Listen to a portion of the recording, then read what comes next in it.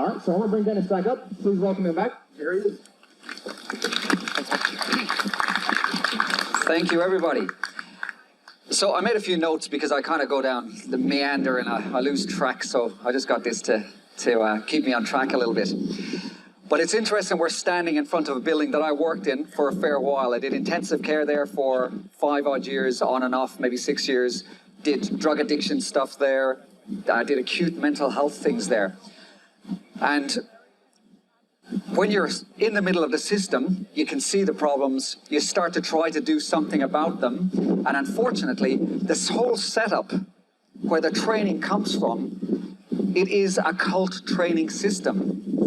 And it actually mimics the same kind of training that happens with the SAS. And when you're training soldiers, what you have to do is you have to teach them complex things so their heads are buried downwards. You keep them sleep deprived. Think of doctor's hours. And then you get doctors to learn a totally different language. There's 2 reasons for that. One of the reasons is it keeps them distracted. It keeps them too busy to be able to see what's going on the outside. Then you have this massive peer step up. The junior doctor gets approval from the senior doctor gets approval from the consultant. The consultant's out of line, he gets disapproval from the professor. So it's indoctrination. And then when somebody like me comes along and starts stepping out of the system and presenting, and this actually happens, peer-reviewed articles from so-called legit agencies, like the British Medical Journal, the American Medical Association literature, and it starts getting ignored, where I knew there was a big problem. I can now see, as most of the people here know, that the whole system is massively flawed. And in fact, it's destructive. And in fact, I think now it's fairly evil.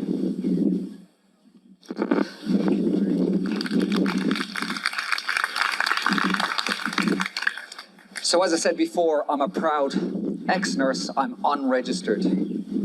And pointing fingers at the hospital can lead us to a few conclusions. And this is part of what we do as a business structure, Andrea and myself. When we go into a hospital, it's a sterile, quote-unquote, clean environment. And hospitals are some of the most toxic places on the planet. How are we meant to get people well? Blue light is incredibly important. Our bodies work on blue light. But blue light at the wrong times makes us sick. And we're going into these settings that have these fluorescent lights pounding down on patients all day long. How are they meant to heal? You cannot heal if you're in a blue light setting. Then they have these things come out on plates that look like food. It's not food. Most of our illness comes from toxicity or micronutrient deficiency. And we have these people in serious physical conditions that are putting this horrible processed stuff into their bodies.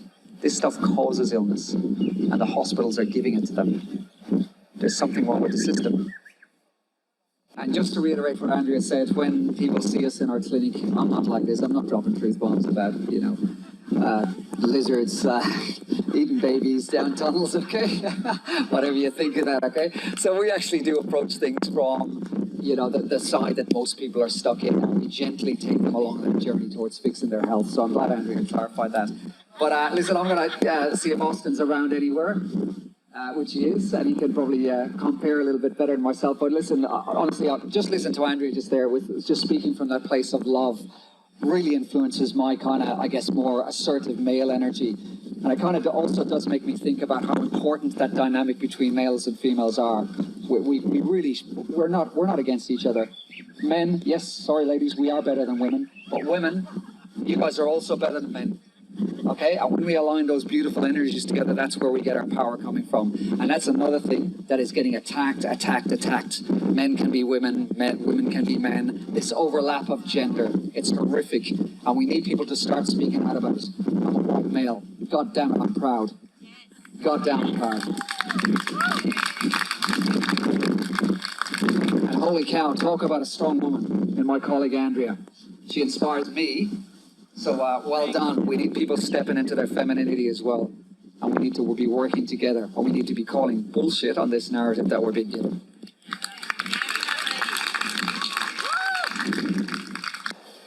I went down to Melbourne a couple of weeks back, and it was inspiring.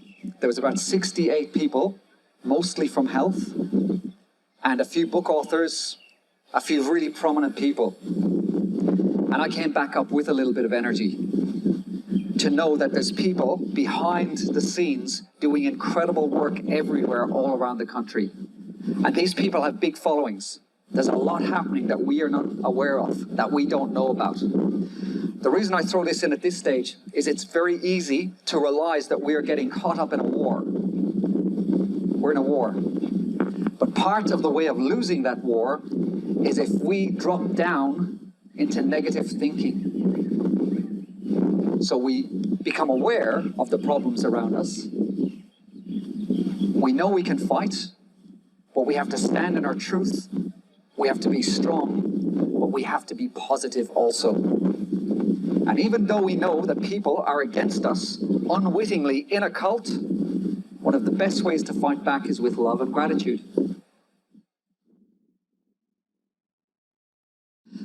And this is basically where some of the fundamentals of my business comes from. I started work on the project before COVID. It's called Awakening in Health. And I'm teaching a very, very simple message. Very simple message. Micronutrient deficiency and toxicity. The basics for just about all bad health. And towards the end of a journey that people take with me, I start opening the door to some of the so-called quackery. Things like bioresonance, things like Reiki, things like healing. We're all energetic. Quantum physics even tells us this. If anybody knows about a thing called the double slit experiment, just by looking at things on a quantum level, changes things from energy to matter. This is normal science. There's other science that validates it even more.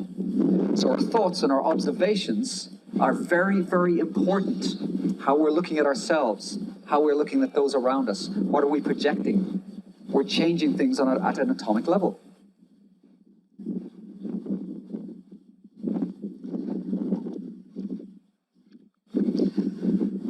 And once we start to get the hang of this more, we can start doing things like being in sunshine, connecting with the earth, connecting with the ground, discharging these things that cause inflammation. And this throws open further doors, especially when we're talking about toxicity. And this is also a part of the war. We cannot be effective soldiers if we're preaching but not walking the walk. So everybody here, if you have any chronic illness or something wrong, you have a duty to fix it. Not just for yourselves, but for the people around you. You need to be inspiring and you need to be leading. And when we're operating from a healthy position, then we can be more effective in this war. So how do we do that? Plenty of ways. One of the first ways is you step away from corporations. Step away from hospitals. Step away from Woolworths and Coles. The stuff that's in those packets is poisoning you. Everybody's worried about supply chain and breakdowns. But if we're buying locally, we don't have to worry about them things. If we're buying locally, we're supporting the people where our food is. There's a lot of research about the fact that food grown locally is way better for you. Shipping and transporting food makes it lose its vitality. Two of the biggest killers that you'll never really hear about on the television or the radio because it's bought and sold by pharmaceutical companies are glyphosate. It's in everything. It's poison. It's the thing they use to control weeds. The other name is Roundup. We need to be getting this stuff out of our system. Another thing is atrazine. And this is the insect killer. And it destroys hormones in your body. So when we're buying all those lovely fruits and veggies and colds and woolies, we're just slowly killing ourselves. We're slowly poisoning ourselves. So take control of your health. Take control of your diet. It is cheaper. If you source locally, it doesn't have to be expensive. It's cheaper than going to the shops. Also, your mark on plastics goes down dramatically. So for any of the eco-warriors out there, it's a win-win. And when we start looking at cleaning things up, we start activating different things in our body. But one of the biggest things that I want to talk about to kind of close out is a thing called the placebo effect. And this is your belief system. two medical papers. And this clarifies the opposite of the placebo effect. Both done in different countries at different times. Two patients with liver cancer saw the doctor, both given 6 months to live. As I said, totally separate incidences. They died almost exactly within 6 months. On autopsy, neither had liver cancer. Neither had liver cancer. This is one of the things I teach about. It's called the nocebo effect. Another word for the nocebo effect is medical hexing. And medical hexing, another word for that is something called diagnosis. I don't want to show hands, but I want you to think about this. Who here has had a diagnosis? Because spells are getting cast by words, and it's related to the placebo effect. So when we think that we have an illness, our bodies are powerful, they're always trying to help us out. Your body is never breaking down. It becomes overwhelmed and looks like it's breaking down. But part of fixing that is tapping into this innate, beautiful magic that we call the placebo effect. And miracles can actually happen when we tap into that system.